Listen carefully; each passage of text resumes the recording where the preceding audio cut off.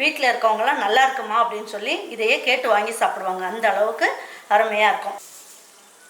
இட்லி தோசை சாதத்துக்கு இதுக்கெல்லாம் வச்சு சாப்பிட்றதுக்குலாம் சப்பாத்திக்கெல்லாம் தொட்டு சாப்பிட்றதுலாம் சாப்பிடலாம். ரொம்ப நல்லாயிருக்கும். வாங்க இதை எப்படி ஈஸியாக நல்ல டேஸ்ட்டாக எல்லாருக்கும் பிடிச்ச மாதிரி எப்படி செய்யலாங்கிறத இந்த வீடியோவில் போய் பார்க்கலாம் வாங்க. நம்ம ஈரோடு அம்மாச்சி மசாலா வகைகள் எல்லாமே ஃபஸ்ட்டு குவாலிட்டி இன்க்ரீடியன்ட்ஸ் தான் பயன்படுத்துகிறோம்.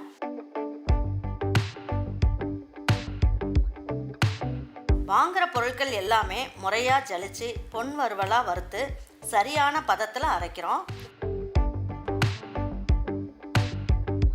அரைச்ச மசாலாவை நல்லா ஆற வச்சு மறுபடியும் ஜலிச்சு சரியான அளவில் பேக் பண்ணி உங்கள் வீட்டுக்கே சேஃப் அண்ட் செக்யூர்டாக டெலிவரி பண்ணுறோம். நம்ம மசாலா வகைகள் மற்றும் சத்து மாவு, ரெடிமேட் இட்லி மாவு, இடியாப்ப மாவு எல்லாமே நீங்கள் வாட்ஸ்அப் மற்றும் வெப்சைட்டில் ஆர்டர் பண்ணி வாங்கலாம். இதில் ரொம்ப முக்கியமான விஷயம், இது full and full pure homemade masala. நம்ம எல்லாருக்குமே ஆரோக்கியம் தானேங்க முக்கியம். 2 ஸ்பூன் அளவுக்கு எண்ணெய் ஊற்றிக்கோங்க. பாருங்கள், இப்போ நான் என்ன பண்ணியிருக்கேன், இதில் ஒரு 6 காஞ்ச மிளகாய் எடுத்திருக்கேன். இது உங்களுடைய காரத்தை பொறுத்து நீங்கள் கூடவோ குறைக்கவோ பார்த்துக்கலாம். 1/4 ஸ்பூனோட கம்மியாக ஜீரகம் போட்டுக்கலாம். இதுலேயே ஒரு இனுக்கு அளவுக்கு கருவேப்பிலை, ஒரு சிட்டிகை அளவுக்கு பெருங்காயம், இதுலேயே ஒரு 3 பல்லு பூண்டு எடுத்து வச்சுருக்கேன், இதையும் போட்டுக்கலாம்.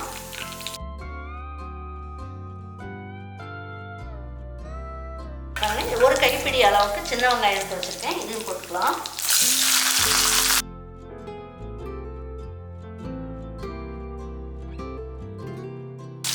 இதில் நம்ம என்ன பண்ணலாம், ஒரே ஒரு தக்காளி, பெரிய தக்காளியாக இருந்தது.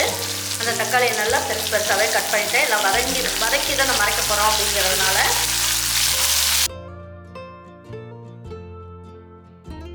இந்த வெங்காயம் தக்காளிக்கு தேவையான அளவுக்கு உப்பு போட்டுக்கலாம். இந்த அளவுக்கு வதங்கினதுக்கப்புறம் நம்ம என்ன பண்ணலாம், இந்த ஊற வச்சு எடுத்து வச்சுருக்க மைசூர் தால் இருக்கு இல்லையா, இது வந்து ஒரு 50 கிராம் அளவுக்கு மைசூர் தால், இதையும் எடுத்து போட்டுக்கலாம். நான் ஊற வச்சுருக்கேன், நான் ஒரு 1/2 மணி நேரம் ஊற வச்சேன்.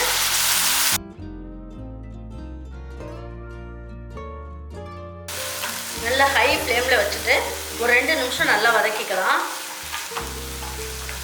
பாருங்கள், 1 ஸ்பூன் அளவுக்கு தேங்காய் துருவல் எடுத்துக்கலாம்.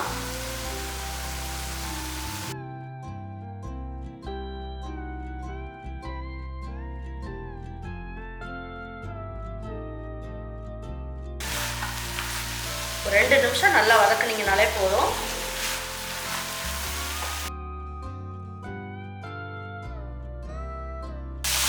இந்த வெங்காயம் தக்காளி வதங்குற நேரமே நமக்கு போதும். இந்த துவரம் பருப்பு வந்து நல்லா வதங்கிறதுக்கு, இந்த பச்சை வாசம் போகிறதுக்கு.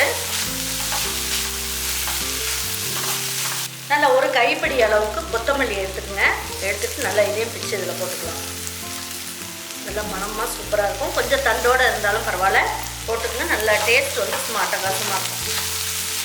கொத்தமல்லி போட்டதுக்கப்புறம் ரொம்ப நேரம் வதக்கணும்னு இல்லை, ஸ்டவ் ஆஃப் பண்ணிடுங்க. இந்த சூட்லேயே போட்டு நல்லா ஒரு பரட்டி எடுத்துடலாம்.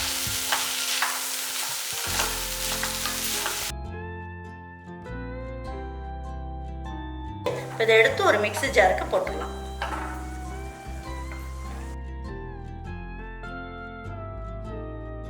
பாருங்கள், இப்போ எல்லாமே போட்டாச்சு. இப்போ இதை மீடியம் அளவில் நம்ம வந்து அரைச்சிக்கணும். ரொம்ப நைஸாக அரைக்கக்கூடாது, அதே நேரத்தில் ரொம்ப குறைக்கணும் அரைக்கக்கூடாது.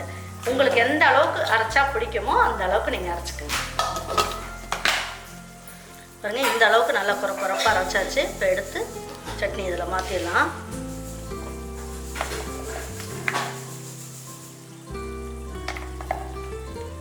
இதை சாதத்தில் போட்டு நல்ல நெய் போட்டு சாப்பிட்டாலும் சாப்பிட்லாம். அப்படி இல்லைன்னா இட்லி தோசை சாதத்துக்கு இதுக்கெல்லாம் வச்சு சாப்பிட்றதுக்குலாம் சப்பாத்திக்கெல்லாம் தொட்டு சாப்பிட்றதுலாம் சாப்பிட்லாம். ரொம்ப நல்லாயிருக்கும். பாருங்கள், இந்த நெய்யெல்லாம் இதில் நல்லா, அதாவது நம்ம தாளிச்சதை எடுத்து இதில் போட்டுடலாம். ரொம்ப நல்ல டேஸ்ட்டாக சூப்பராக இருக்கும். நெய் மணத்தோட இந்த சட்னி வந்து நல்லா சுவையாக சூப்பராக இருக்கும். மைசூர் தால் வச்சுட்டு நீங்கள் வந்து அருமையான ஒரு சட்னி ஒன்று இதே ஸ்டைலில் செஞ்சு பாருங்கள்.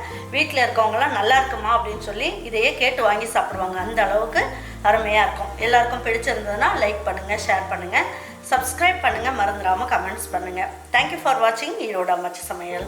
தேங்க்யூ.